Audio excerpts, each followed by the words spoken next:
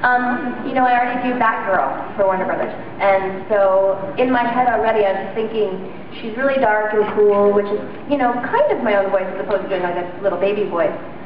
But I didn't want to sound too much like Batgirl, so I sort of didn't know what to do, because in the character descriptions they said that she was kind of depressed and dark and like half devil, half, you know, good girl, and you sort of go into these auditions and they give you a drawing of the character and a little character description. You have to try and think what the producers and the writers and the director want it to sound like. So I did one take. It sounded a little like Batgirl, only maybe a little bit deeper. And they're like, okay, we like that.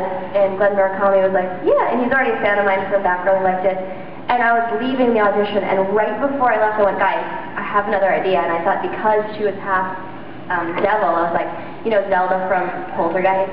Like, what if we like gave her this thing where she's like, has that weird rasp in her voice. And they're like, try it. And I laid it down, and they said that as soon as I did that, they'd seen people all day, but that's what booked the part, that second where I walked back in. Great. So you never know. That's the thing with animation, is you gotta not be afraid to take a risk. Same thing with Dalmatians, which I said I loved.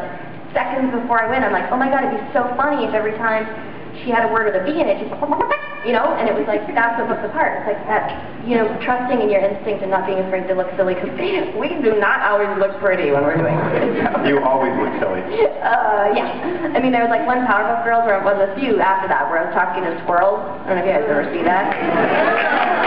And he's like,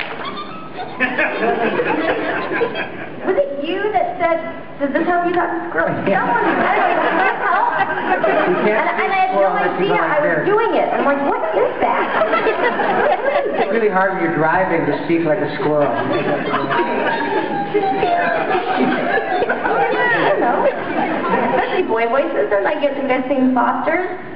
Yeah. I do Terrence on that show, and he's like a really deep boy voice, and he's like, stupid.